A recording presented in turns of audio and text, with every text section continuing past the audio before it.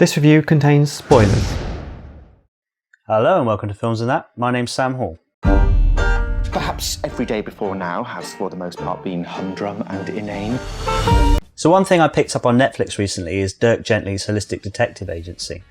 And it's that wonderful pairing of philosophy and the writings of Douglas Adams, which made me long for the thing that Adams is much more renowned for, The Hitchhiker's Guide to the Galaxy.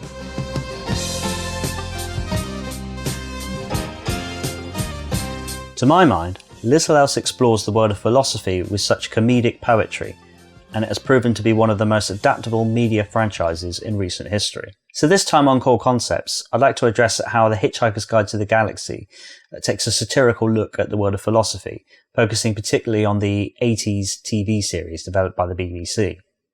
What is your name, by the way? My name is Sati Bartfast. If you don't know anything about Hitchhiker's Guide, you'll probably be none the wiser by the end of this video, but I'll attempt to give you a brief overview anyway.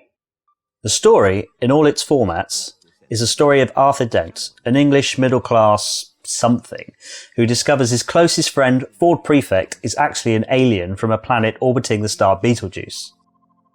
No sooner does Ford drag Arthur along with him on an interstellar space vessel, only a few moments before the Earth is destroyed to make way through an intergalactic bypass. The rest of the story follows in that vein. Arthur and Ford go from one unfathomable event to another whilst trying to stay alive, all the while contemplating the meaning of it all, life, the universe, and everything. Along the way, they hitchhike with a few more colourful characters, a human female named Trillian, possibly making her and Arthur the last two humans in existence.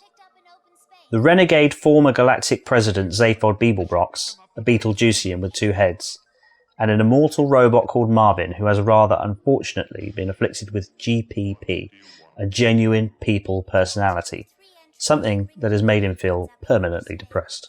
Your plastic pal is fun to be with. So Hitchhikers originated as a BBC radio play, and it was later adapted into a series of books, a TV series, an underwhelming film.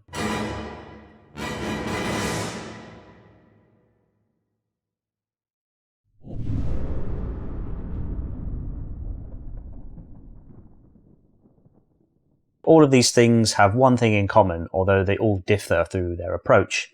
They all approach philosophy in a satirical way. The answer to the great question, Yes. of life, the universe, and everything, Yes. is Yes.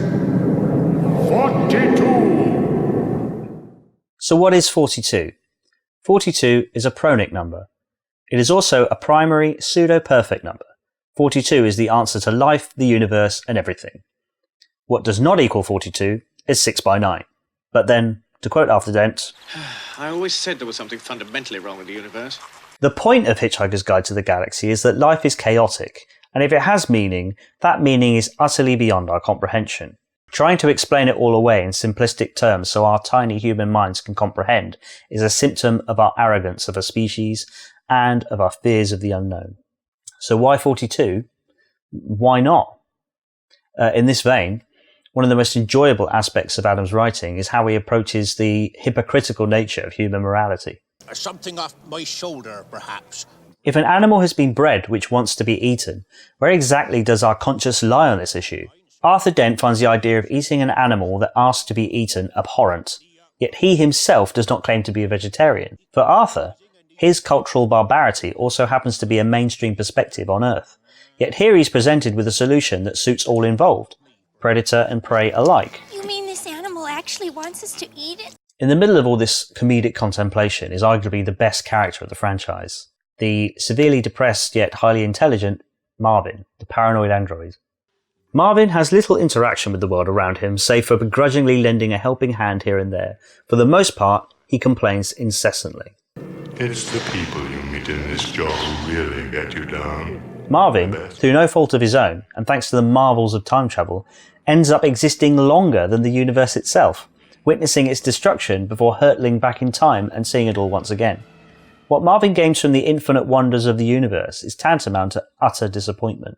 But in the fourth book of the series, He finally receives some semblance of satisfaction when he discovers the last words of God imprinted on the side of a mountain. We apologise for the inconvenience. Adam's universe is worth exploring because it taps into our innate sense of paranoia.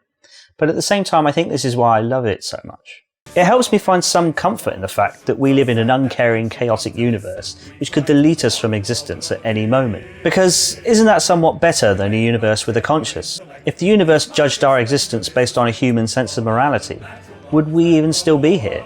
I'm sure Arthur Dent wouldn't give much thought to ploughing up a whole ant colony that disturbed his garden, just as the road builders don't give much thought to knocking his house down, just as the Vogons couldn't care less about the demolition of the Earth. It's exactly that kind of cold-hearted inconsistency that helps me to sleep at night.